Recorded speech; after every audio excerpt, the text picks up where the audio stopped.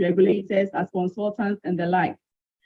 Want to recognize the press, want to recognize GTV, Joy TV, Joy FM. We also want to state that this program has been organized under the office of the Ghana Institution of Affairs and is being managed by the Ghana Institution of Affairs PR consultants, our own Mr. Maxwell. Shall we give him a round of applause? So, ladies and gentlemen, without wasting my time, I want to introduce our guest and facilitator for today's program. So, our facilitator for today is a trained engineer with over 16 years of experience in technology and business consultancy within the supply chain field. He has knowledge in procurement, business process optimization, project management, and aerospace engineering. I happen to get in here, so I think that I share a lot of things in common with him. Our speaker was born in Ghana and migrated with his family to the Netherlands at the age of 13. He grew up and lived in Amsterdam for 21 years before coming back to Ghana in 2017. He completed his basic and secondary education in the Netherlands and obtained his bachelor's in aviation engineering studies from the Applied University of Amsterdam, 2007. He then worked as a junior project controller at KLM Engineering and Maintenance for a year. He migrated briefly to the UK for postgraduate studies and obtained his master's in aerospace engineering from the University of Hertfordshire. Upon his return to Netherlands, he was pushed into the technology consulting world with Accenture Consulting and was part of several business and process transformation and optimization projects. He worked for clients as European Space Agency, AkzoNobel, a chemical and paint multinational, SABIC, a Saudi Arabian chemical multinational, ASML, a giant in the microchip industry, and Unilever in Angola, Dutch consumer multinational. Our presenter for today moved to Infosys Consulting, where he worked on supply chain transformation projects for Friesland Capinan before joining Heineken Global as the head of Amsterdam. As the head in Amsterdam. At Heineken, our speaker was custodian for the global procurement process systems and was responsible for managing them to ensure sustainability across the globe. Indeed, we have a very experienced staff for this. Since 2018, Kwame has been the Deputy Chief Executive Officer of the Public Procurement Authority and overseeing the transition of public procurement landscape in Ghana to digital and electronic service provision. In his time at EPA, he has ensured the successful implementation of the centralized supplier registration portal and now leading the implementation of the Ghana electronic procurement system. Over the years, our speaker has gained work experience in on four continents and in 10 countries, among which are the Netherlands, Belgium, Germany, France, Spain, USA, Argentina, Ghana, and Liberia. So he has global experience. All these experience and exposure make him adapt easily to new environments and rapidly comprehend business processes and technological needs to enhance them. This has strengthened his ability to see problems from a business, functional, and technical perspective. Ladies and gentlemen, please help me invite the Deputy CEO of the Ghana Procurement Authority, Mr. Kwame A. Prempeh.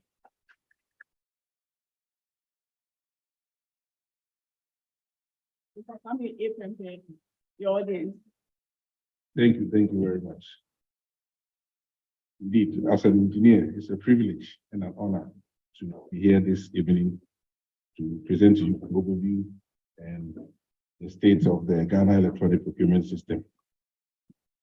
For me, it's 360 degrees. I started off as an engineer and I shifted off a little bit, but still an engineer. And from a lot of my managers. Actually, the reason that I was coached to the technology consulting world, as reviewed by my then manager who employed me, was the fact that he saw that I was an engineer. So he knew how precise engineers are and how dissect issues and find solutions for everyday issues. So that was one of the reasons why they actually brought me into that field. Indeed, it has been a very good experience, and I'm glad to be among my fellow engineers. So this evening, we want to look at the new development that the Public Procurement Authority, or indeed procurement in Ghana, is going through. If you look at the global scale, you will say that Ghana, we are lagging behind a little bit. But when we look within Africa, especially within West Africa, then we are one of the West Africa, we are actually the leader in the implementation of electronic government procurement. And we've had some of the countries reach out to us. And last month, there was a delegation from the Public Procurement of Gambia who spent 2 weeks with us, and the two parts are training. They're also trying to implement the electronic procurement system in their country.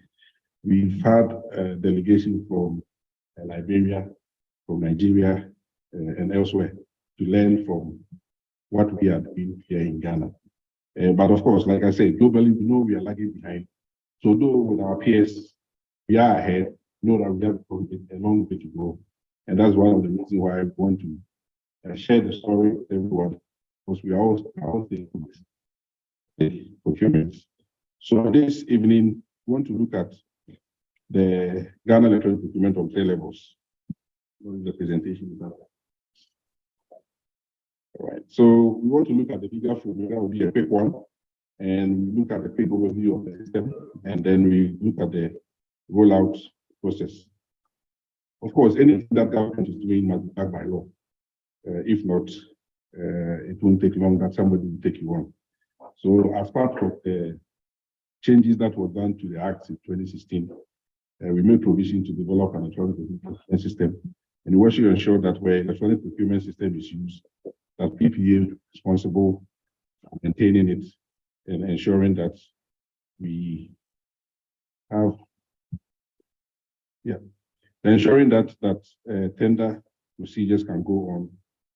So that is the legal framework. So when you look, apart from PPA, we also have the Electronic Transactions Act, which ensures that all government agencies can deliver government services electronically without any problem.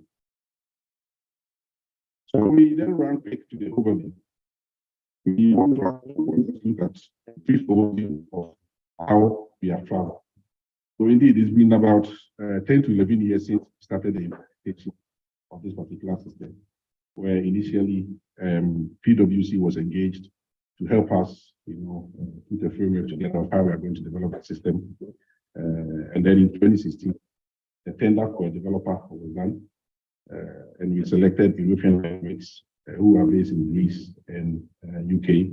They've done a lot of these implementations across the globe, and they have a vast experience. So they started developing it in 2017, 2018 it was completed. 2019 we went live. For those who may remember, it was launched by His Excellency the Vice President on 30th April 2019. We did a bit of a pilot with 5 entities, after which we decided to run the whole program with all government entities. So I'll get to the rollout at the end of the presentation, but let's take a look at the system itself. So we have the Ghana Electronic Procurement, which is a web-based application. Web-based simply means that it's accessible through the web with any device that you have that can access the web, anywhere you are in the world, as long as you have access to internet. Now, once you enter the system, then you get access to all the functionalities that we have in the system. So we have the e-tendering, which helps us do all sorts of tendering, all procurement methods from single source tendering, price quotation, national competitive tendering, and international competitive tendering. Then after the tendering, we award the system. After awarding, you can also manage contracts in the system as well. We also have the e-registration, which ensures that you can register suppliers in the system. E-auctions and e-catalog are also available. E-catalog is more or less an e-commerce platform where we can do e-shopping on the system. When you look to the left or the right of the screen, your left, the right of the screen, we have the system is integrated with other systems to ensure that we can run the procurement process effectively. The first one is the supplier registration system. Now, at this moment, for those who are aware, I'm sure a lot of engineers here will be aware, they are registered with PPA and you get a PPA certificate. So we have a platform or let's say database for that one, and information from that one or data from that one is transferred to GHANePS for us to be able to have the system. So if you are a supplier or you are an engineer and you are registered with PPA, already you are in GHANePS. And if you don't know your user credentials for GHANePS, please reach out to PPA and we ensure that we activate your account for you so that you can respond to tenders on the system. Then we also have the SMS gateway. And that ensures that we can send notifications to suppliers and users of the system. So for example, if you register with PPA and you indicate your area of interest and a tender is published, you receive an SMS, prompting you that if you have interest, you can log in and then take part. Then we have the Ghana.gov system, which is used to make payments for registration and also for tender participation in the system. System can also be linked with other systems as we go along. Then for the smooth operating of the procurement process, we are linking the system to GRE. That ensures that you can get your clearance certificates without you bringing it physically. And also SNIT, same way, getting your SNIT clearance certificates without you going there and getting the hard copy. Then we are also linking it with the General Department.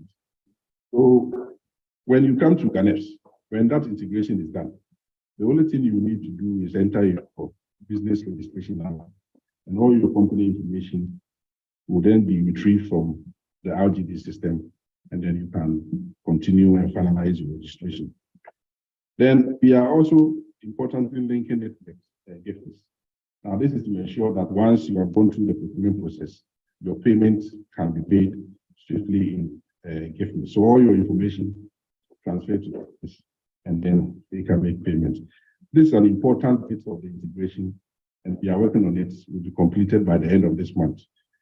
After that is done, it will mean that if you don't use GHANePS to do your procurement, so if you go to an entity who is not using GHANePS and they complete your procurement, they give you a contract, and you execute the contract, you stand a chance that you will not get paid because you don't have approved purchase requisition into the commencement certificate, and you did not conduct your tender in GHANePS. Now, on the right side, that is the value-added service that we are going to add to the system. That is going to ensure that, for example, we do the linkage with other financial institutions, either banks or insurance institutions, where you can source for tender security, you can source performance bond, and those kind of things.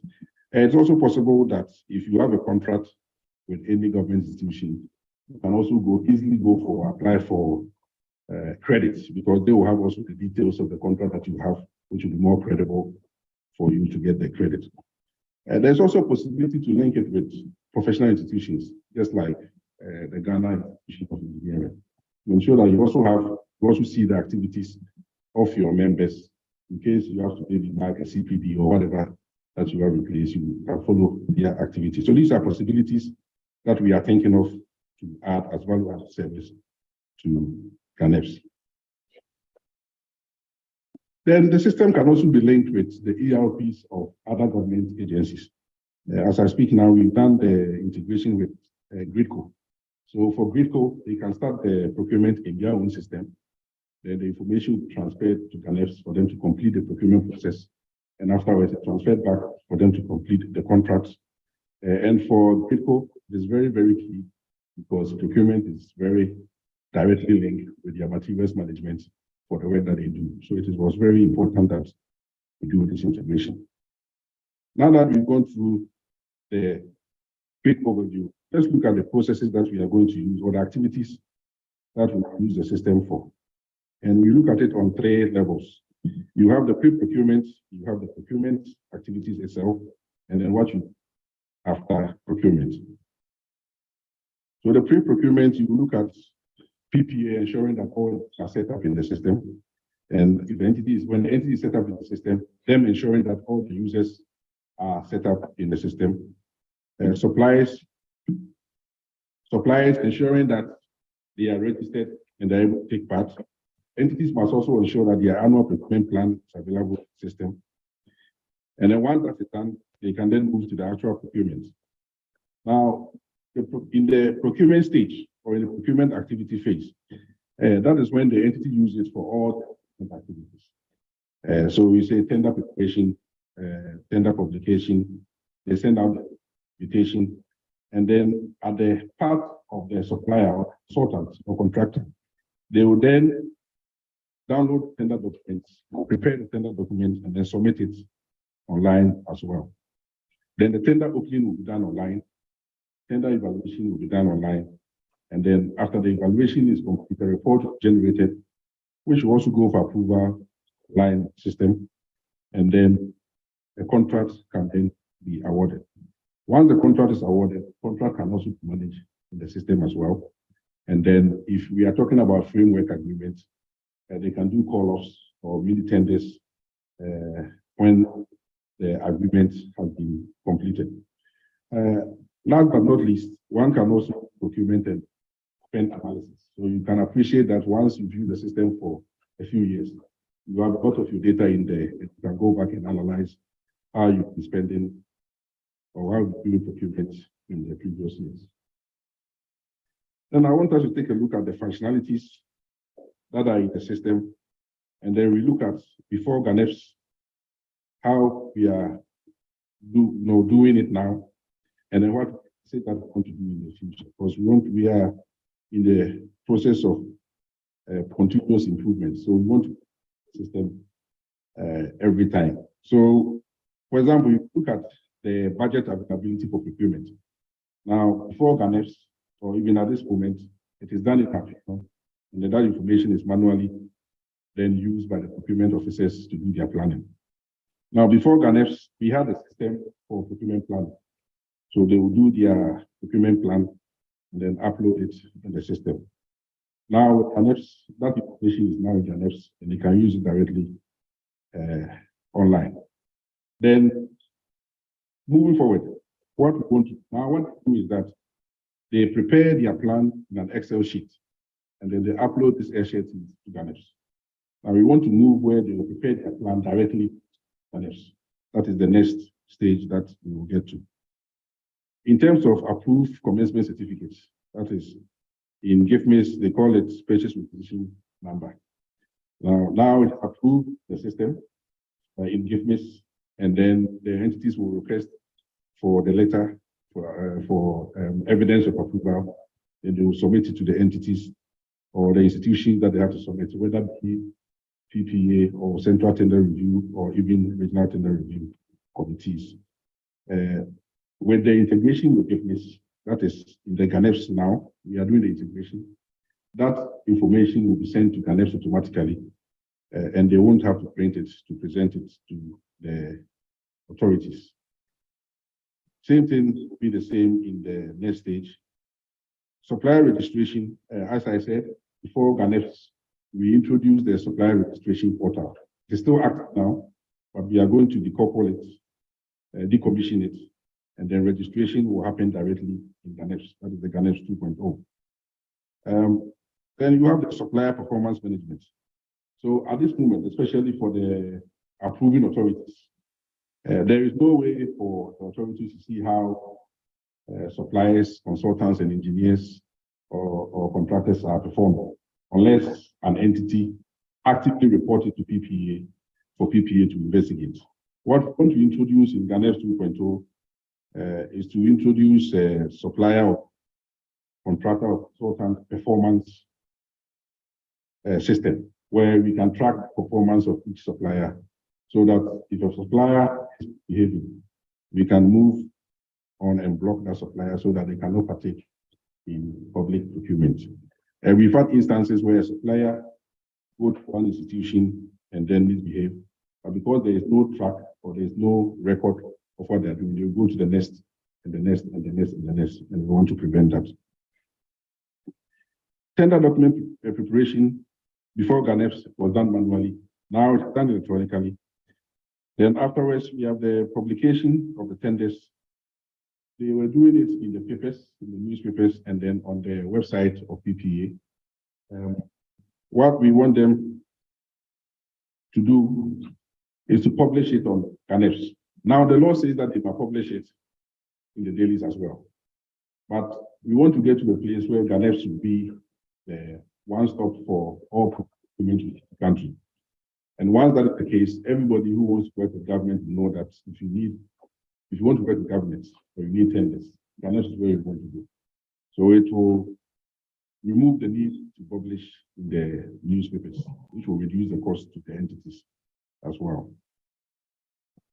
Provision of tender documents. Now you have to physically go to the premises of the entity and pick it up.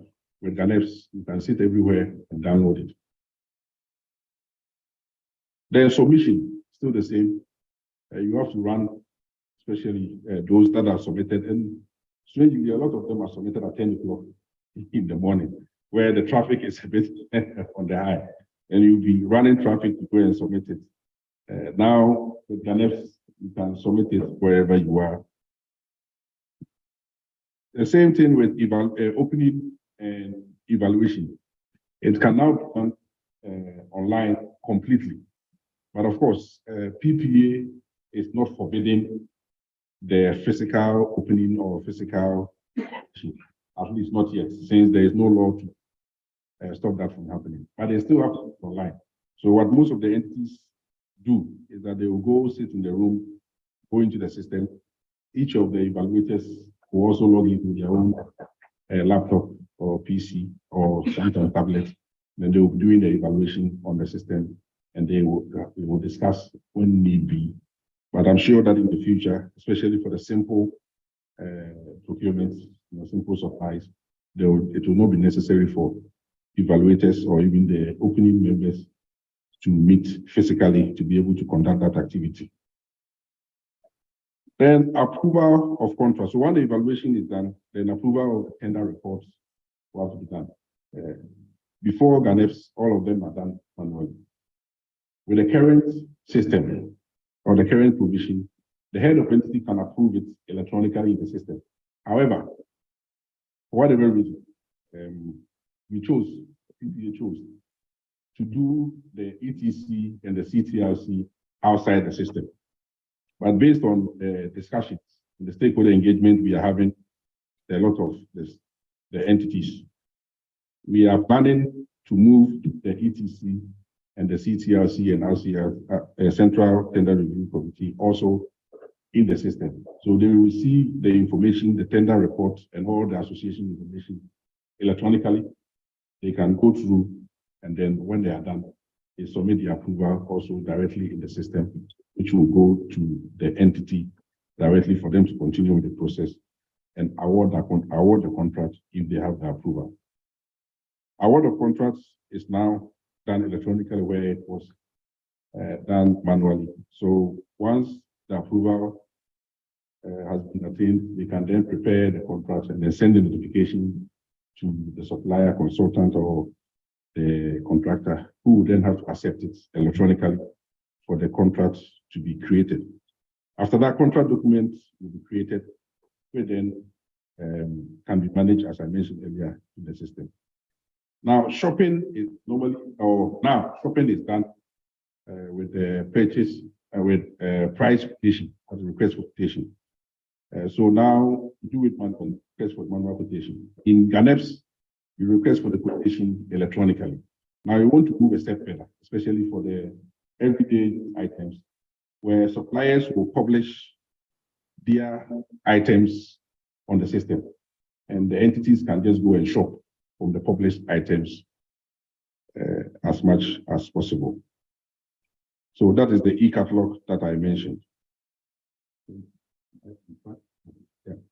Yeah. Now, goods receipts or stores receipt advice. Now that is done manually. And then what it now is that for tenders that are paid or contracts that are paid in GHANePS, they then have to insert it manually into GHANePS. So that will remain the same, just that the information will be sent to GHANePS and to be recorded against the contracts in GHANePS. Invoicing the same, and then payment initiating will also be the same. Then auctions, that is for disposal. Though the functionality is available in the system right now, it's not been actively used. And the 2.0, we are going to focus more on it, where entities can dispose of items through the system. Then I mentioned the value-added service. It is not part of the public procurement now, but it's something that we are going to introduce to part of the electronic procurement system. Now, you see that we are doing a lot in terms of moving the Ghana procurement system from manual to electronic. So one will say, why are we spending all this effort and all this money to do this? Of course, there are a lot of inherent benefits within the system. If you paid attention clearly during the thing so far, you see that there are a lot of points where you can clearly see that there are some inherent benefits within the system. Now, first and foremost, for public procurement, one of the important things is to ensure that it's very transparent and very efficient. That is very key. We've had a lot of cases around the country as a nation where procurement is being frowned upon because of the issues that are out there. But we believe that if we make it more transparent and we all know what is going on, then it will reduce that mistrust in the system. Because I am convinced that those cases that we see out there are about the fraction of the procurement that we conduct around the country. But of course, those are the headline ones. And I admit, sometimes there are quite sizable amount of money involved. So definitely will catch the interest. So we seek to make the system more transparent to bring a bit of trust or more trust into public procurement. Now, when data is available to the entities, it makes it easy for the entities to analyze and also strategize for their future procurement. I will give an example. If you have a large institution where they have different, let's say, branches or different levels, sometimes they are not aware who is buying what level centrally. If you have data centrally, you can realize that maybe you are buying a certain, or you are taking a certain service an X amount of time per year, and you can aggregate this service to reduce the cost for you. Not just the purchasing cost, but sometimes even the storage of the items cost can also be reduced. That is for the entity, so they can strategize better in terms of their future procurement. For public procurement and every year we do an assessment around the country where we go to every entity. We've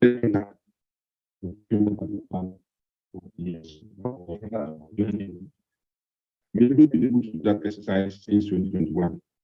Because it costs a lot of money.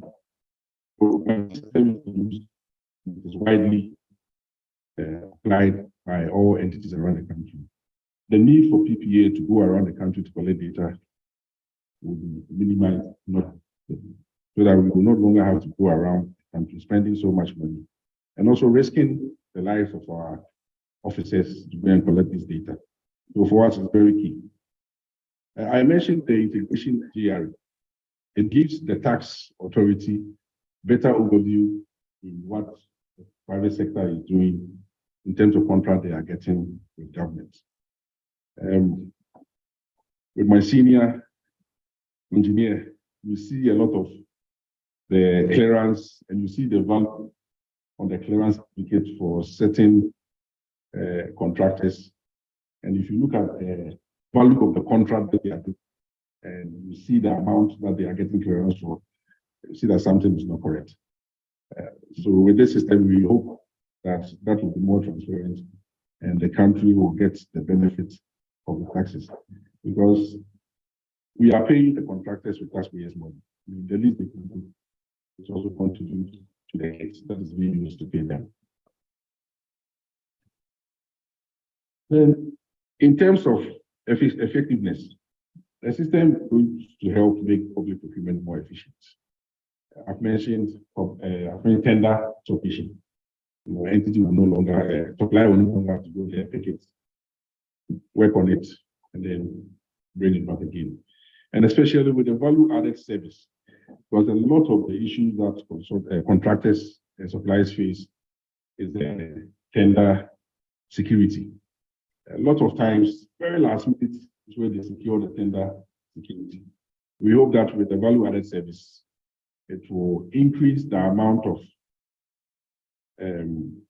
parties that are offering the tender security on the system, which will make it easier for the suppliers and the contractors to get security for their participation.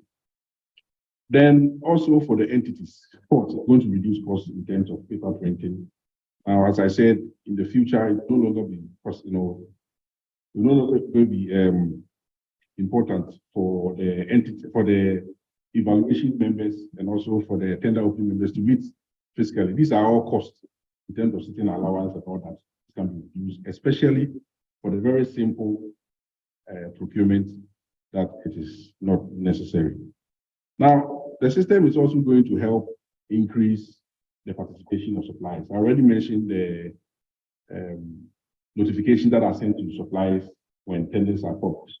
Now, this will ensure that, especially the smaller companies, where they will go to an entity, they tell you, no, the tender document is sold out. Well, I only sold it to one company, but they'll tell you it's sold out. It's no longer possible.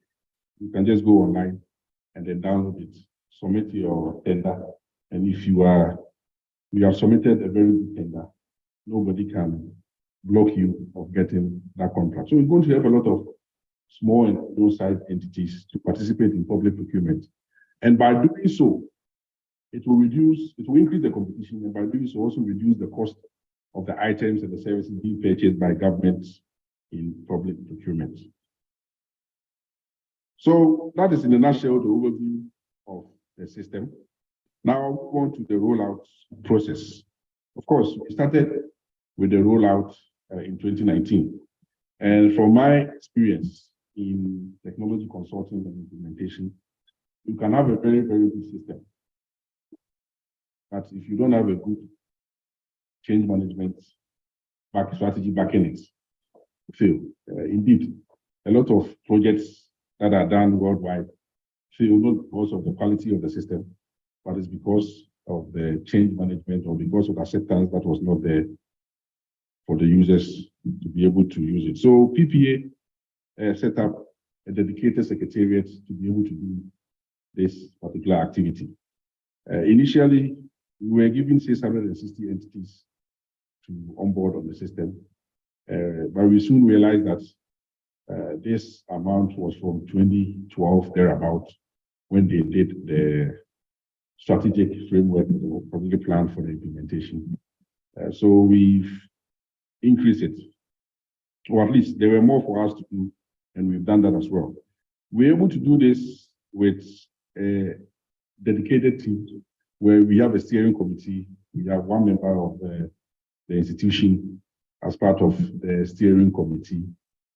We have reps from the Ministry of Communication, Ministry of Finance, the head of civil service, office of the head of local service, Ghana Health Service, and many other institutions. For the private sector, we also have a rep from SIPS, we have a rep from AGI, just to ensure that we have reps from all sectors, all parts of the economy who can contribute in how we are implementing the system and ensure that it's accepted by all stakeholders when the system is rolled out. So we have the steering committee, we have the project director, project manager, and then we have, importantly, I'll go straight to the teams. We have 4 teams that are operating to ensure we do this effectively. We have onboarding team, and their job is to ensure that we do sensitization before we do training, and then we have the training team who will train. Then we have what we call the post-go live support team. After training, they will go to the entities and then help them set up, and also help them with their first few tenders that they are going to do for them to get comfortable with the system, and do sometimes what we call hand sessions and daily live sessions. And then we also have the help desk available, where each entity or each supplier can call when they need support for the system. Because we are doing this rollout through an 8-step process, and I just went through the process where we select the entities, do the stakeholder orientation, we do the tests, we do the development when they have to do integration, as we did with GRADECO. So far, we've done only 1 integration. We foresee some integration with VRE, or maybe with ECG. Those in the energy sector, we might do a few, but for the rest, we found out that it's not a requirement to do integration with their existing systems. And then we do the training and then technical onboarding to go live and hypercare or PGLS, as I said before. After you have gone through all this process, we then consider the entity to be in a steady state, but we will still continue to monitor, and then the help desk will be available to them. Then this is what we've done so far. So far, we've trained all entities around the country. We've gone to all regions, all districts, and we've trained all municipals, we've trained all hospitals, all tertiary institutions, and then all MDAs. There are a few exceptions, and we are doing a mop-up from next week going to train the rest. We have the Office of the President. We have the University of Sustainable, what is this? The one in Somenia. We have Winneba, that we are also part of. I think in all there are about 10 or 11 entities that we are going to start training, and after them we'll complete the whole cycle. Then we look at the milestones, what we've been able to achieve so far. So we put a lot of effort into it, and as you can see, as I said, we've gone around the whole country. We've engaged about 815 entities. We've trained about 870 entities. By training the entities, their staff, we've trained procurement officers, over 3,300 for the management. So when we do the training, we train the procurement officers, engineers, and works, we train them together. And then we train the management and other key staff, like people from the IT department, from the audit department, from the finance department, train them as well. So out of the 870, for the 870 entities, we train over 4,000 of their management and staff. We also train suppliers, consultants, and contractors, because they are very key stakeholders of public procurement, because without them, there will not be any public procurement, because they are the one providing the services and the goods to government. And so far, we've trained about 3,442 of them. But the key thing to note that we have over 27,000 of these suppliers, consultants, and contractors registered with us. So it's a worry for us that only about 3,000 or so have availed themselves for us to train them. So we are using this means to reach out the consultants out there. Very soon, this will be the only means to do business with government in terms of public procurement. So we have a grace period where entities are now getting used to the system. Now, very soon, it will no longer be allowed to do procurement outside the system, especially when we finish the integration with GHANePS. And I can assure you that the Ministry of Finance is going to issue a directive when this integration is done that will enforce all public entities in the country to use GHANePS for their procurement. So if that's going to be the case, then it's very important for you as consultants who do consulting service to avail yourself for us to train. Next week, we have 3 trainings lined up. So please reach out to us, register yourself, and then take part of the training. In September, we are going to do more of these trainings in Accra and probably Kumasi, and also in the northern parts of the country. We will come to the media and reach out to you again when that time comes. But please, next week at the Accra Digital Center, we have 3 days that we are training suppliers, consultants, and contractors. Make sure that you take part of it so that you are prepared when the entity you work with. So it might be possible that the entity you work with is not using the system now, but very soon they will have no other choice than to use the system, and you have to be ready to be able to continue to serve them. Since without you, there is no public procurement, there is no government service. So far, we've had about 1,880 tenders on the system, and this is the breakdown where the majority of it is request for quotation, which is over 1,200 of them. These are the status of the procurement that we've done so far, where most of them have been awarded or they are in evaluation stage.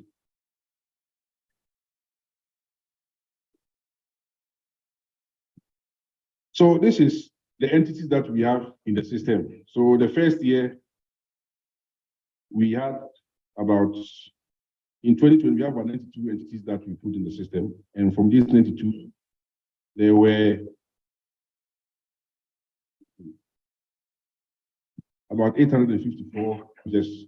In 2021, again, we trained and onboarded about 192, and they got with them 2,148 users. The following year, that is last year, we did 370. That's, we did the majority of the entities last year.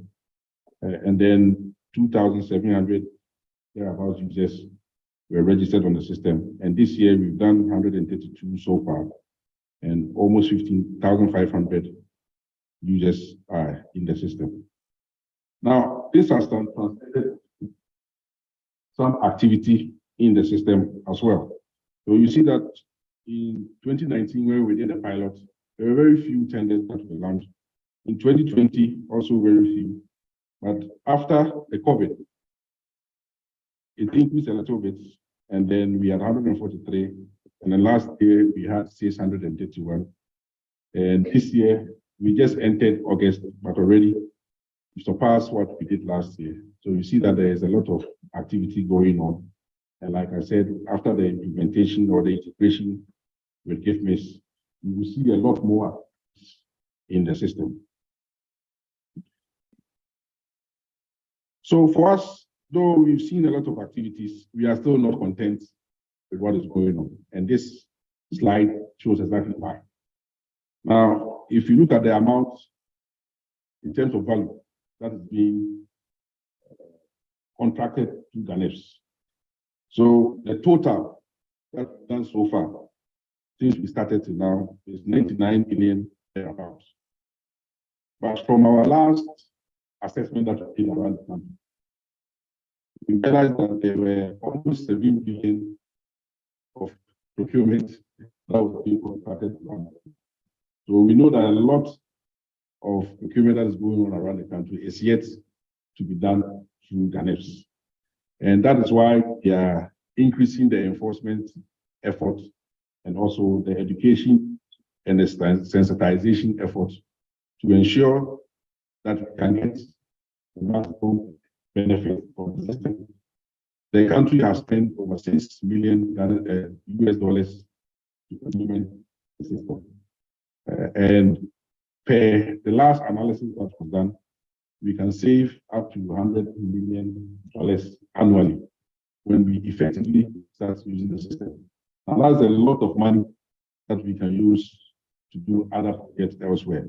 So for us as PPA and for the government and the Ministry of Finance, it is very key that we sensitize the entities and we enforce the use of the system. So when we look at the participation of the entities, you can see that only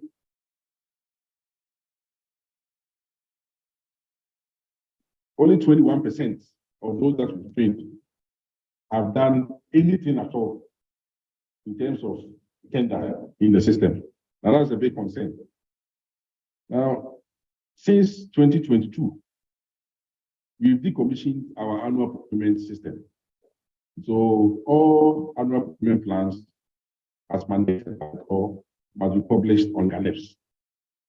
Now, you see that in GHANePS,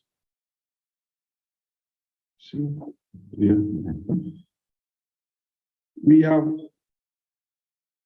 about 49% of the entities have actually published the annual procurement plans on the system. So it means they know that the system is there. And they are using it somehow. But because they think the enforcement of GHANePS or using it for tenders is not strong enough, that is why they are not using it.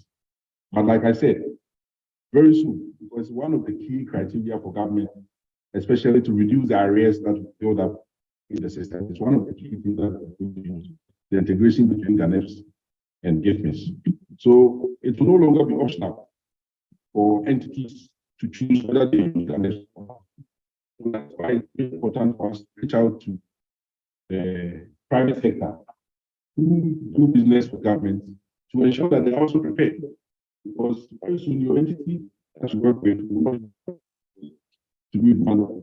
So please avail yourself of us and you so that you will be prepared.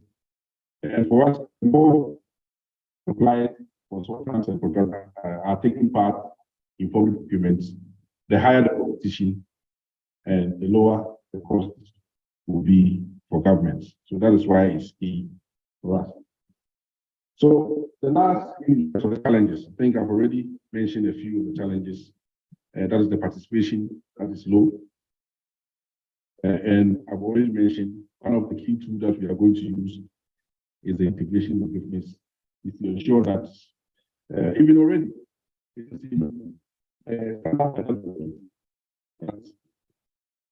every contract must go through GHANePS. If you don't have the GHANePS PO, then virtually you don't have a contract. And because we are doing it manually, people tend to do that and go through the procurement process. And when they are done, they then go to GHANePS and chase it to get the PO created. But normally, what the process should be is that you get your purchase proposition, that is the commencement certificate, approved in GHANePS before you even start the procurement process. So with GHANePS coming in, if you don't get it approved, you cannot even start the procurement process. And this is going to help government reduce the situation whereby there is no approval for the project, but they'll go ahead, award it, get it done, and a contractor or a supplier or consultant will be waiting for their money, and then government will not be paying because there was no approval to start in the first place. So that is what we want to reduce. Now, we are also going to set up service centers across the country to support, especially service providers, so the consultants and the contractors and the suppliers. We are going to partner with BRCs, the business registration centers, where we have our staff or our agents at these various BRCs, and suppliers can work in there and get the support. And at our office at airport, the one in Takrade, the one in Kumasi, we are going to set up some small centers where suppliers, consultants, or contractors can work in there. And if you don't have internet, you don't have PC or laptop at home, you can come to our office, sit down, work on your tender, submit it. If you need support, if you need then your contract. So this is what we are working on, and we are going to launch it very, very soon. Last but not least, for our enforcement and to ensure that we increase the participation level of the system, I've already mentioned the fact that the Ministry of Finance is going to issue a directive, is going to make a mandation for PPA side, especially for the last 10 entities. If you have been trained, and at this moment, no everybody has been trained, from GHANePS, the support is available to you, and you don't use the system. We are not going to entertain any request from any entity that does use GHANePS anymore. once you send a letter, we will not even reply you or even do the effort to even reply to your letter when you don't use GHANePS. So on this note, I want to take the opportunity on behalf of PPA and my CEO, Mr. Frank Mante, to thank the Ghana Institution of Engineers for giving us this opportunity to present the system to you and to the rest of Ghanaians. Thank you very much.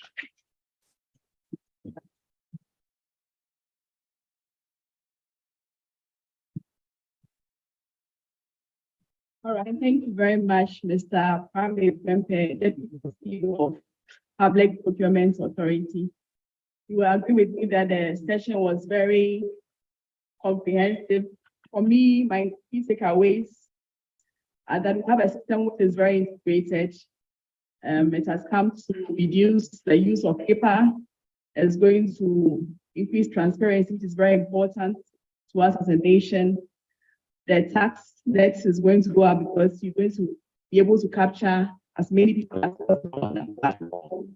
Going to increase effectiveness, because it's going to be more like a one-stop shop. So once you get onto it, you have all the other resources that come with it.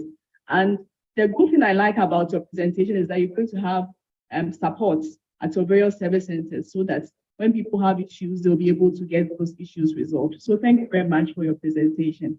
So ladies and gentlemen, we have come to the end of the presentation, but as usual, we are practitioners, we are consultants, and engineers, and we definitely have questions to ask our resource person. And so we'll move into a question and answer session. But before then, I want to acknowledge the presence of the president of the Ghana Institute of Engineers, Engineering, Engineer Kwamina. Sorry, Kwamina Bifon. I don't know why I'm making a mistake all the time. Thank you very much for coming. And so at this point, we want to open the floor for questions and answers. We acknowledge the presence of our colleagues online, and we'll be able to take their questions as well. So at this moment, we would want to take questions. If you have any questions, you can show hands, and then we'll call you. All right, so the first is the president. So Mr. President.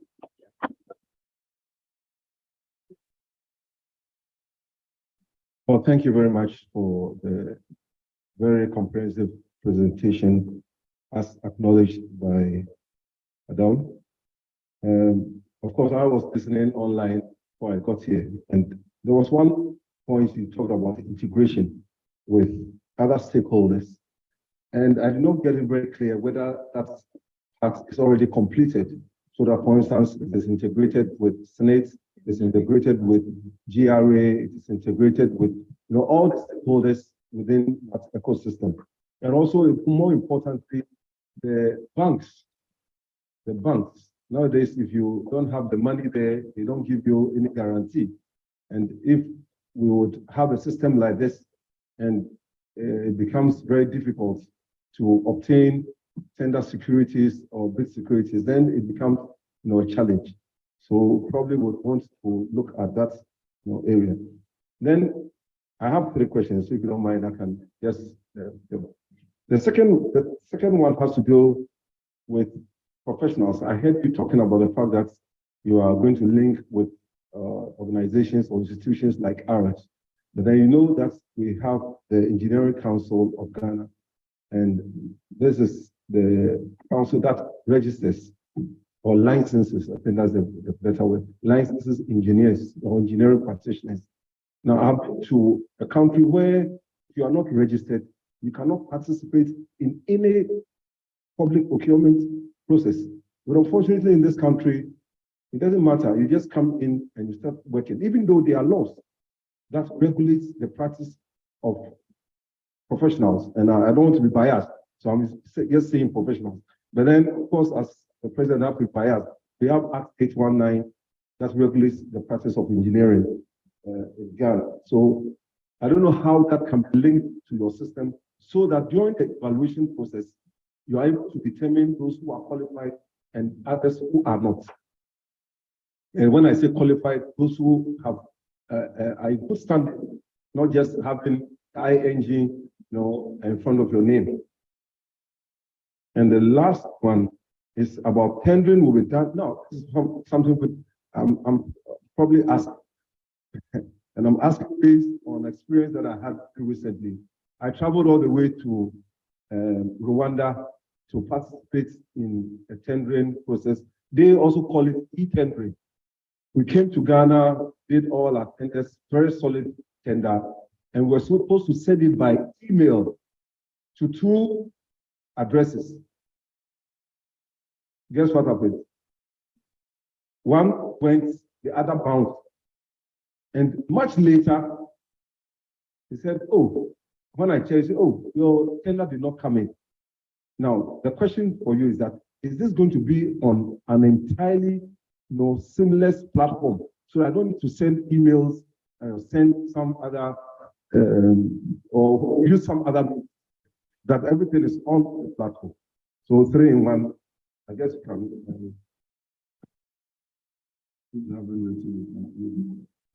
Thank you very much. I have it. Thank you very much, Engineer Bimpong. So we'll take 2 more questions and then we'll allow our resource person to answer. So any more questions?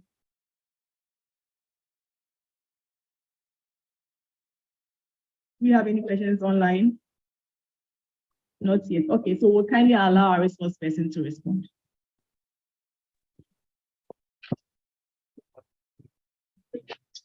Thank you, President.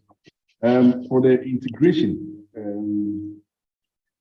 so we have several integration points, right? So the one with the SMS gateway, the one with Ghana, the one with Business, we are working on. There are questions online. The one with Out in the chat box. Unfortunately, RDD was changed to OCR. They have some issues with their existing system. So as we speak now, they are doing evaluation for their new system. And we are waiting for a consultant to be appointed for that one and liaise with the consultant to do it again. For GRA, it is on hold for a little bit due to delays at GRA's point. With SNITS, we are in discussion with them in terms of the specifications that we need to be able to allow our technical people to participation. So we are working on those as well. Then, in terms of the banks, the value-added service that I mentioned, indeed, it is a key service that we are planning on introducing to make it easy for participants of public procurement to attain or to get securities either for tendering or for performance or down payment, whichever that would be.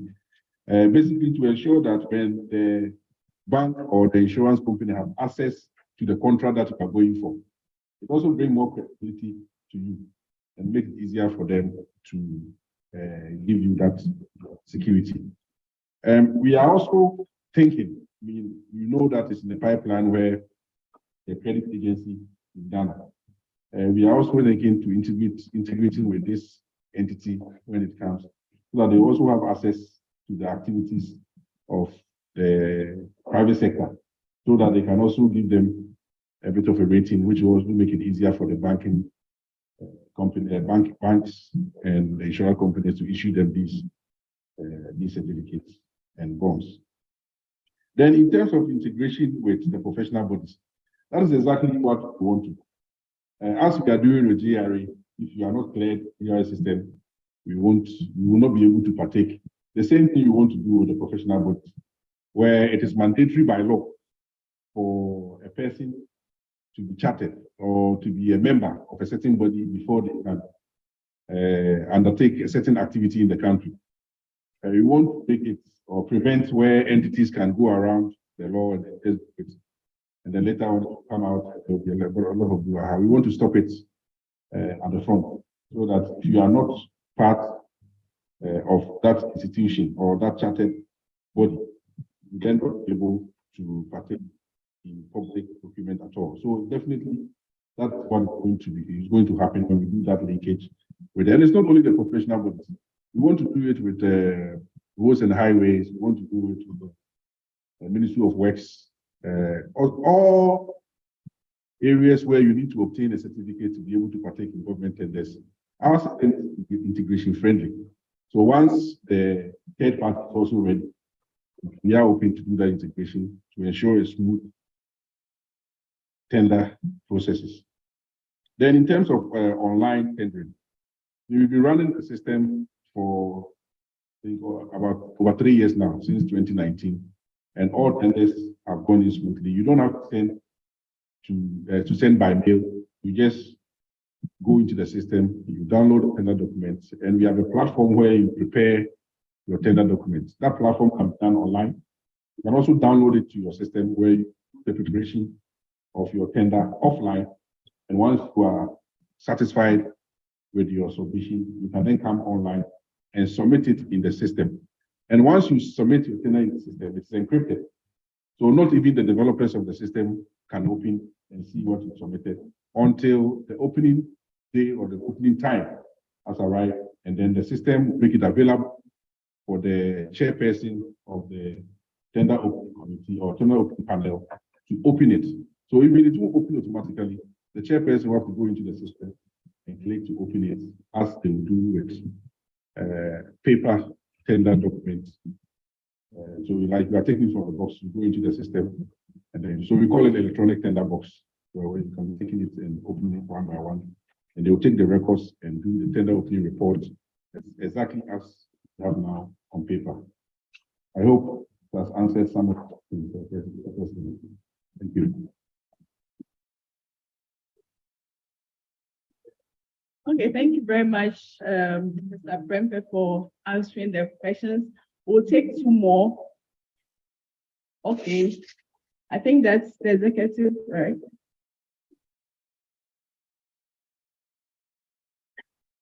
Yes, Mr. Prempe, I'm wondering, is it possible, you know, of some systems like the visa application system where people can go and you don't seem to get a date. Is it possible that some people, for some reasons, the system can be blocked in a way that you don't see the tenders and you are not able to partake in it? Okay, so we'll take 2 more and then he will answer in a room. Yes, please. I think it would be good to introduce yourself and then you ask the question. Thank you. My name is Abdul Razak. My first question has to do with ICT tenders, international competitive tenders. If you go fully on the GHANePS, the international medium, if necessary, it keeps coming up where some review committees fully gone on GHANePS on ICT, then you receive their remarks on your report that you haven't advertised in an international medium. My second question has to do with the PPA website publication. If I go on GHANePS and publish, will it be mandatory to go onto the PPA website to publish again? With respect to the dailies, that one, as it stands, the law says you must publish in the daily. So I think once you do GHANePS, you must necessarily go back to there. So these 2 questions, whilst I pick up the other ones for you. All right, thank you very much. So we have a lot of questions coming. I think I will take Mr. Domingo. Thank you very much. My name is Domingo. You mentioned that you've trained quite a number of organizations, and yet just a few of them are using the system. Have you been able to identify the reason why it's not being used as expected, so that if there are any problems, you find ways of addressing them? Thank you. All right, thank you very much. I think we'll give him the opportunity to answer this batch of questions. Thank you very much, Engineer Edie. Yes, this system cannot be blocked. It can accommodate as many tenders as much as possible. And indeed, as we go along and we get more participants, we just increase the bandwidth of the system. So it's not like the visa that you have to have a specific date and they can accommodate a specific number of people at a day. Basically, what happens on the system is that each entity has their own private, let's say, space, their own virtual network. on the system where they operate their entities. So no entity will see what the other entity is doing. So whatever time they set is for them alone. It's not for the other entities. So if they are traveling to tender for a particular day and they put it in the system, that is what. So we don't foresee any. They say it is not one or the entire country. Then, Mr. Engineer, in terms of ICT, just as mandatory by law published in, it is still mandatory by law to also publish in the international the newspaper. And with GHANePS, we've been in discussion with some international platforms where we are going to do the linkage with them so that when it's ICT and you publish automatically, you also publish on that international platform and you meet that requirement. So we introduce that very soon. Yes, and when you publish on GHANePS, you don't have to publish on PPA's websites. It's one and the same. So that is it. Engineer Domingo, in terms of the issues, most of the issues is the fact that people are resistant to change and they are comfortable using the current system and they need some kind of, I won't say a cane, but they need some kind of enforcement for them to use the system. We have entities that we started with them and they receive all support that they will get. We have entities that we even plan to, I don't want to mention names now, but very soon we'll start mentioning the names since we are still in the grace period, so we want to keep it that way. But the entities that they requested for training, we plan to train. Our staff went there, nobody showed up. So it is not, it is just a matter of the unwillingness for people to change. And that is why the enforcement is coming. And as I said, it is high on the agenda of the country, of the Ministry of Finance, because it is part of the conditions that we are going to use to sanitize our system. Because if I don't think I'm allowed to drop the numbers here, but if I tell you the amount of arrears that as a country we have for contractors and consultants and suppliers in the country, you'll be amazed. And I'm saying arrears, this is not outstanding. Outstanding is that you have acknowledged that you pay. But these are arrears. A lot of contractors were keeping without authorization. And at this moment, the government is not ready to pay them, but we have to somehow find to pay. So we have to limit the amount of contracts that are given out without authorization. So sometimes you get a budget approved, all right, but during the implementation of the budget, it may be possible that revenue is not as we are envisaged. And still, though your budget has been approved, you still might not get your commencement certificate approved. So budget approval does not mean that you should go to market and then tender. And that is what we want to prevent. And the Ministry of Finance and the rest of the institutions are going to make it a key point to ensure that entities use the system. And like I said, especially for the private sector, when the time comes and you still go ahead and execute contracts that will go through GHANePS, you stand a very big chance that your money will not be paid. And governments will have all legal rights not to pay you because it's in the law that GHANePS and GHANePS must be used. So if you go there, there's no court in Ghana or elsewhere that you go to claim the money and you get it. So let's take note and keep it as such. Thank you. Thank you very much, Mr. Prempeh, Deputy CEO of Public Procurement Authority. So we want to acknowledge the presence of our online participants, and we also want to acknowledge the presence of past President Engineer Wright. Let's give him a round of applause. Okay, so we want to take our next set of questions, and we'll start with the online participants, and then we'll come to the in-person. So who do we have online? KDL. Okay, KDL, please go ahead with your question. Thank you very much, Mr. Prempeh and Chairperson. Please, I have 3 questions. First of all, as things stand now, we tend to pay for tender documents. So would payment still will have to be made? And if the payment is made, will it go directly to the entity concerned? Because most of them would not want it to go into government chest where they can't get it back. Yes. And then number two, see, for price quotations, you say would there will be sort of price lists published online on the GHANePS. Is that correct? Yes. Yeah. So if that's correct, how are we going to ensure that the price lists published are current?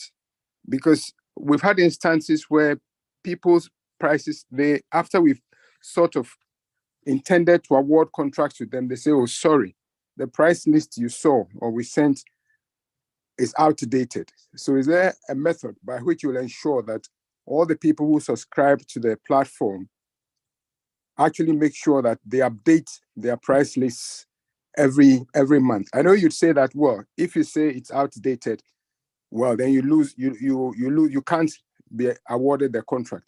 But we have to try and do things in such a way that we don't go through that process and you waste the time of the agency that wants to do the procurement. And then number 4, you mentioned some figures in billions of cedis. Are there projects which have been tendered for or projects which have been tendered and have been awarded? Because we know quite a number are tendered and they never see the light of day. Thank you very much, Mr. Prempeh, in advance. Thank you very much. I think we'll take one more question online and then we'll come to the in-person participants. Engineer John Paul. Okay, so Engineer John Paul. Okay, so thank you very much. A good evening to all of you. My question is the integration bit. Usually when we roll out such a fantastic platforms, we leave out very important aspect of it, which is the integration bit that really would have enhanced the entire project that has been rolled out. So I want to find out what timelines we've given to ourselves to ensure that we have all the other stakeholders integrated, so we have a seamless platform that will ensure value for money and transparency. That has been the hallmark for this whole project. Thank you. Thank you very much, Engineer John Paul. I think we'll give the opportunity for Mr. Prempeh to respond. Thank you. Engineer Kendi, yes, the payment for tender documents will still be there, but it's no longer for tender documents. We call it tender participation fee. Basically, it's to ensure that we can continue to maintain the system, ensure that's up and running. So it will still be there. Will it go to the entities? Yes and no.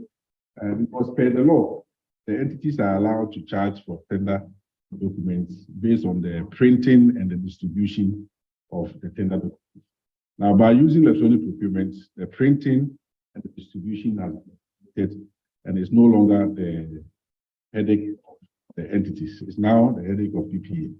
So the participation fee paid to PPA, and it goes to consolidated accounts, and then of course the government will take it with. However, through the steering committee and also with the board PPA, the agreement has been reached with stakeholders that money after the deduction from the consolidated account will be split 50-50 between PPA entities, because we still acknowledge that though they are not printed, they might use the internet, they might still be buying laptops and things for their entities, and for the time to be making. So that participation fee will be split 50-50 between the entity. Then the next question that had to do with the e-catalog. So how can we ensure that the prices are not outdated? So the e-catalog is going to be actively managed by PPA. So we are going to ensure that all prices that are published in the up to date. We'll be keeping in touch with the entity or with the suppliers or consultants that are publishing their services and goes on that system to ensure that it is up to date at any given point. And as part of the value added service, we are even discussing other stakeholders. We include courier service into that one as well. So with the order to you, but these are all discussions, and we hope to add it to that service as well. So rest assured that once the price is on there, is approved and it can be purchased. And if we know that the supplier cannot stand behind that particular price, we will move it from the system. Next, the amounts mentioned are all contracts that have been issued, so not just tender, but that are issued by contract. So once a tender leads to a contract, and the contract, we record that amount, and that is the 6.8 billion that I spoke of. But that was for the year 2020, and we think that by now it has increased, but we don't have the current data. We are scheduled to do another assessment this year, but you can now appreciate the importance of GHANePS when it is fully implemented in implementation and everybody's using it. One just has to go there and just look at, click on the total amount of tenders for any particular period that you want to see, and you will find it in there. In terms of the timelines for integration, so for GHANePS, which is the key one for us and also the government, we hope to complete it by the end of the month and roll it out in September. So by the end of September, it is going to be strictly mandatory for all to use GHANePS. The grace period will have elapsed. So by end of September, GHANePS integration with GHANePS will be in place. In terms of GRA, I mentioned that there are a lot of restructuring in terms of systems going on at GRA. We are in continuous discussion with them, but you cannot say for a certain now when that. In terms of SNITs, that one, we are at a specification and requirement stage, and we hope to complete it by the end of this month so we can develop the system. But we are quite confident that by the end of the year, that integration will be in place. In terms of the OCR, that is the former RG, that one, we cannot say yet until the consultant, the OCR system has been appointed. And with the discussion with them, we see their timeline, we'll be able to say exactly when that will be. In terms of the value added service, that one, we have not started the discussions with them yet. So that one, but of course, for them also, it has to be attractive. There has to be a lot of traffic on the system for them to be willing to come on board. Or they're not going to, or they also have to spend some money in that integration on that side. So we are waiting to get the traffic going, and we'll reach out to them and we'll set that one up. And of course, with all the other professional boards, like I said, we are ready. So whenever you want to integrate with our system, please reach out to us and we can do that integration to ensure that you can protect your profession, and only those that are qualified to conduct that profession in Ghana. Thank you. Thank you very much, Mr. Kwame Prempeh. I think that we have a few more questions, and so we'll take 3 more batches of 3 questions each, and then we'll bring the program to an end. So we'll take a question from Engineer Ato, right? And then Engineer Aye. Thank you so much. I don't know whether my question is actually in line with what you've been saying, but you talked about tender certification, tender sales being replaced by participation fee. Yeah. For us engineers, the tender certifications are far away the price. Don't mention something like the prices on there. You want to ensure that it is still valid. So I don't know whether we are talking about buy and sell or whatever, because once there is a price, there's a validity date, and therefore that price is, you commit yourself to that validity date. If the validity date expires, then it's subject to negotiations whether it will be the validity expanded or not.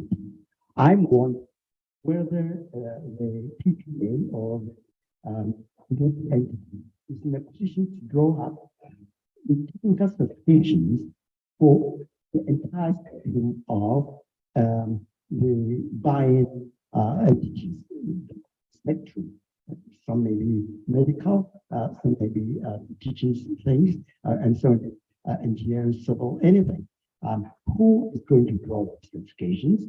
And if the entities are still going to draw them, or your special consultants will be sent for all this. Okay, thank you, Engineer. Right, so Engineer, please. My question really has, or to me, has something to do with what President said and then what ED said. But I need some assurance to be able to have confidence in you, because we had a terrible experience in East Africa, and I don't want to mention the name of the country because they are still my friends. Yeah, we had to submit some proposals for big airport projects there, and we needed some clarification. And I'm not an IT; I was born before computers, so. And then the result is encrypted. That's the word, right? Yeah. So we called to ask, and they said, strange. They brought the submission date forward. Because of Easter, they brought it forward almost 2 weeks, which normally doesn't happen. I mean, you send it, but they brought it forward, and so it was the next day, and so we said, well, so what do we do with this year? They said the system, they're having problems with the system because if you submit, you'll have problems with the system. So we should bring a physical copy, and we said. They said, oh, the submission day is the next, and we're in Ghana. And this is supposed to be an international, so stories of this nature, we need some comfort because that great when design, eventually it went to a French firm. I don't know how they got to submit it. Thank you, Engineer. So we'll take the last question in this set. Do you have any questions online? Oh, okay. So we have our president again. Well, if there are questions online, I think we'll take you in this batch. okay, thank you very much. You talked about procurement plan. The GHANePS, which is meant to help in the payment process. Now, do they also have a plan for payments? And then the entities who spend beyond their budgetary allocation. How do you deal with that? Because you are supposed to show source of financing for a project. And most often, the project is probably awarded even without knowing where or how they are going to pay. And then templates for reports, especially when it comes to bid evaluation or tender evaluation process. There are many. Engineers have a lot of questions. Yeah, lots of questions. If you would like to take them, pre-qualification, issues of restricted tenders, sole tendering, and then when it comes to extension of time, and then payment for work that they have to come back to you, or the system allows them to go ahead and vary the contract, for payments. Thank you. Thank you very much, President. So would allow Mr. Pepe to answer that set of questions. Thank you. Yeah. What I was talking about is purely for e-catalog. That is for the everyday items that can be priced and can be uploaded to the system. So it is not for the tender. So it's mostly for the price quotation part. So everything that qualifies for NCT or ICT will not be part of that one. And definitely, we don't have a pool of experts in case. That would be very expensive to be able to handle and price all these things.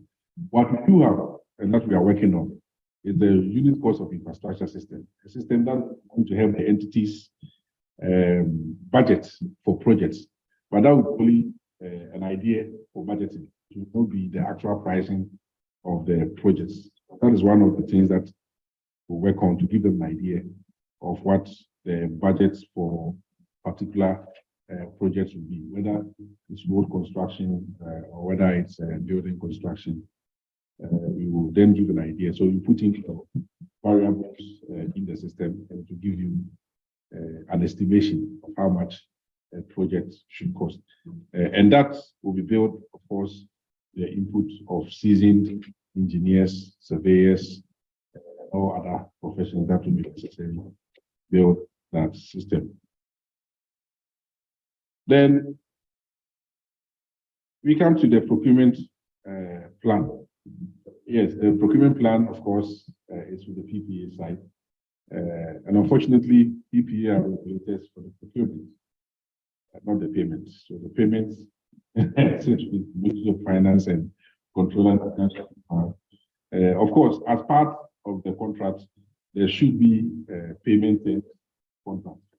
But of course, we know of stories where payments are outstanding for a very long time. And that's one of the things where we want to prevent the situations where contracts are given out, where there is no budget for that particular contract. Then what do we do when entities overspend?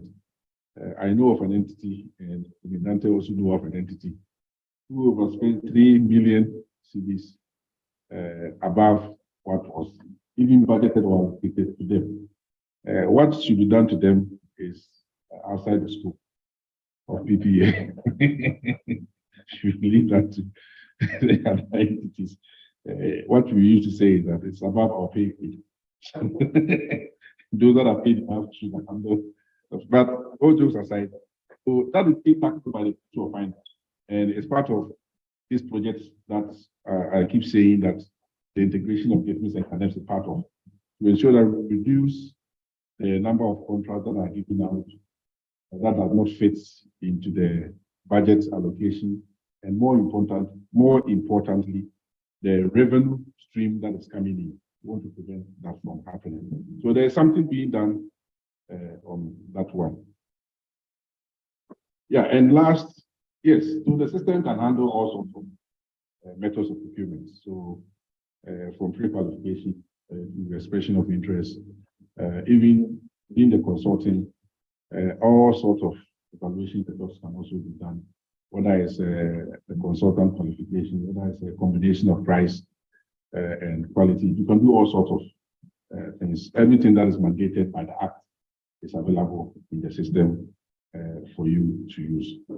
In terms of variation has to do with the contract manager. When you are using the contract manager, yes, you do it in there, and you have to get your approval for you to. That is also in the system. So as we implement the system, people will get more comfortable. That's why we are going to. Thank you. All right, thank you very much, Mr. Kwame Prempeh. So we'll take our last set of questions, our very last set. All right.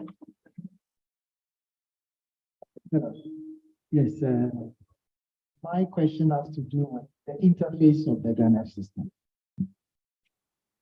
especially works procurement. Let's say a road project, you need about 15 people as personnel required. You would realize that you would have to upload for each one of them a certificate, a CV. And if you go through that process, where an evaluation criteria is quite detailed from the procurement entity side, so helping a contractor or a supplier to do it, it looks quite something and laborious.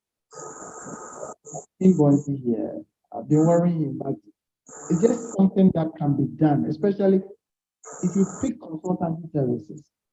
You see the EOI, you are preparing it as one document in your list in your laptop, and on the day of uploading, you realize, okay, you have to shred it into various categories just to upload them.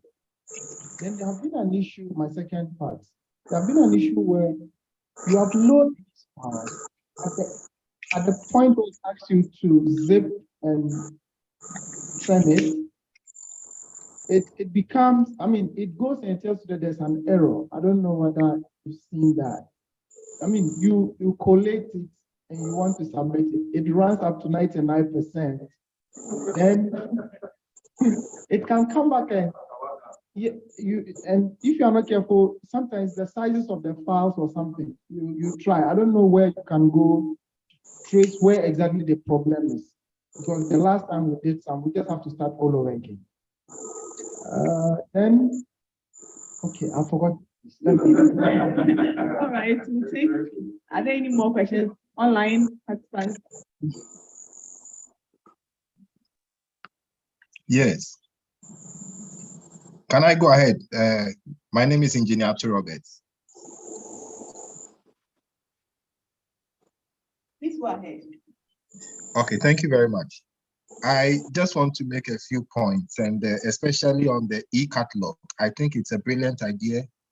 It is something that I think as an institution, we should actively engage with PPA to ensure that it is fully implemented. I mean, for us on the MEP side, we have a document that comes out of the UK, spawns MEP pricing, which is very detailed and gives a lot of information to the industry. And I would say that they should actively engage the institutions, BRRI, who usually do the pricing indexes and all that, who can contribute effectively to the e-catalog. And for us as the institution, we should also see it probably as a contribution to the fight against corruption, so that when we work with them, we'll be able to establish these standards that will go a long way to help the industry. My second comment is in the talk, I've not heard so much about the Central Tender Review Board, because from my experience with being on the BRA Tender Committee, I know they play a critical role in the procurement process, and I don't know how the GHANePS would be interfacing with the Central Tender Review Board. And then I may have missed it, but I don't know if the guidelines for reverse auction on the GHANePS, if there's anything like that. If Mr. Prempeh can answer these few questions from you. Thank you very much for the opportunity. Thank you. We'll take our last question for this batch. For a question from me. Oh, there are two more. Online. Yeah. Okay. Harold. Okay, Engineer Harold. Good evening, and thanks, Mr. Prempeh. Two small quick questions. How involved have been the donor community in the process? And anyway, I think the second one has already been asked by, I wanted to know what the Central Tender Review Board is be doing. I think I was asked that question. So just how has the donor community, will they also be using its development partners? How have they been involved in the process? Thank you. I think, yeah, Harold, I think it was going to be the last, but we want to give another slot to the online participants. We'll take the very last question from the online participants. Engineer Eric. Yeah, my name is Eric Crow. What I want to ask is the bid security from the banks. Could we have a situation where the banks will have an option? Let's say if you want to upload the bid security, like we will send an email from the portal to the bank so that the bank will confirm from their side. Because sometimes the processes that it will take you for you to get the bid security before you upload. So once we are going electronic, and we have a situation whereby on the platform, an email will be sent to the bank for them to confirm the bid security so that the process can be seamless. And what is the question number 2? What is the file size? Because sometimes, just like my colleague said, sometimes you want to upload, then the maximum file size that has been given to a bidder, then with the kind of document that you need to upload, just like he said, it will get to 70, 90, then the system is not able to upload the file onto the system. Thank you very much. Thank you very much. We'll allow Mr. Prempeh to respond to the question. Thank you. Okay. I think the first of this batch, yeah, Razak. So the interview, yes. And like I said, we are in what do you call it? We are engaged in continuous. So we know that systems that you implement always have some teething problems, no matter how it was. And we are all stakeholder this. So as we are implementing the system, we also take inputs of the system to improve the usability and the user experience system. So this is duly noted, and we ensure that we discuss with the developers and a solution to this. I think the problem may be the fact that the system checks only after you have uploaded everything and click on upload. That is when it was checking when there are errors. So the solution is to check every upload that you do for errors, so that you don't wait to the end before the error is generated. So we work with the developers to ensure that we cure this teething problem. And from online, from Engineer Ato Roberts, yes, we will wholeheartedly welcome the support of the institution implementation of eCatalog. Our arms are open, and if there's any support use or collaborate to make this happen, we are open to that one. In terms of central tender review, I think I mentioned earlier that as of now, so the GHANePS, let's say 1.0, the approval or the activities of the central tender committee, and indeed the entity tender committee and the regional review tender committee as well, happens outside the system. And once approval has been obtained, it is uploaded into the system by the head of entity or the head of procurement. With GHANePS 2.0, we want to bring the activities of approval in the system, where the report will be electronically sent to them. Already the report is electronically made available to the head of entity. So it is a matter of bringing them in and giving them access to the system, and ensuring that they see all the documents that they need to see to grant the approval or reject, if that may be the case. So we are working, that will be part of the GHANePS 2.0 that I spoke of. In terms of the donor committees, that came from Engineer Harold. Yes, in fact, the system is financed with support from the World Bank. And we are in discussion with the World Bank to ensure that all World Bank projects also goes through the system. Not just in discussion. At this moment, there is a project going on, that is the secondary city support project. And all tenders from this project must be done through GHANePS, or it will not be valid for payments. So already the donor community is involved by way of the World Bank, and received interest from the EU, from AFDB and other donor partners to also come on the system. And we are sure that once the World Bank is satisfied with the use of the system, we are 100% sure that all the rest will follow and come on board. In terms of the base security, this came from engineering. In terms of the base securities, yes, at this moment, it must be uploaded manually onto the system. And that is why we are looking to offer a value-added service where we integrate with the platform of the banks. So in that case, it will not even be a way of just email, but they will send the whole approval or the whole tender security that they have approved their system. That all the information that is required from GHANePS will be sent to GHANePS during the tender participation, so that you no longer, as I keep saying, have to run around in traffic to go and collect documents to submit. Yes, and in terms of the size, we will look at that as well. Like I said, we are continuously improving the system, and I keep saying that this is not a public procurement authority system. This is a system for procurement by the government of Ghana. So all entities own the system, and all suppliers are also going to work with the system. We just happen to be the custodian and the implementing agency. And we are at your service, we are at your disposal for any inputs that you have. And definitely we will gladly accept it and improve the system, and to improve for all of us and for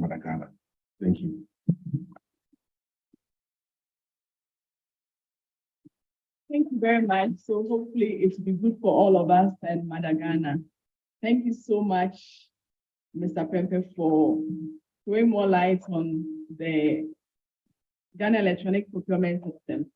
So all too soon, our program has come to an end, and I want to take the opportunity to thank everyone for coming, especially our resource person, Mr. GHANePS, Deputy CEO of Public Procurement Authority. I want to thank our President, Mr. Engineer Kwabena Bimpong.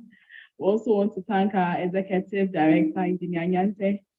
Want to thank our past presidents here present, Engineer Wright and Engineer Aya, as well as all the participants here. Also want to acknowledge the participation of the online team. We had about 56 people, and we are so grateful. So also soon, the program has come to an end. We'll take our closing prayer and the group picture, which will be taken here. So we'll kindly invite Engineer Aya to give us a closing prayer, which will be followed by the group picture.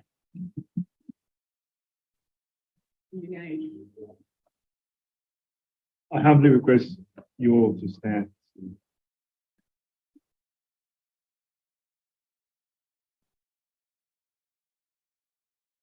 Heavenly Father, you have been so good to us. We thank you for all gathered here, both electronically and physically. We thank you for the resource person. And we thank you for what we have heard. We thank you for our nation.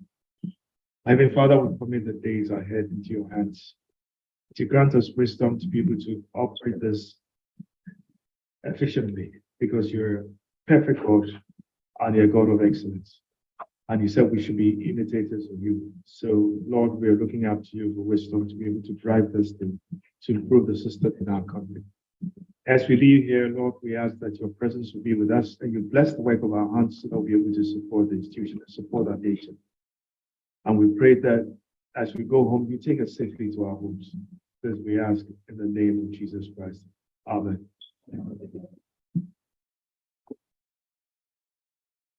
So the PR team will direct us on how to take the group photograph. Mr. Matt, are we taking the PR? Okay. So if we can kindly come up from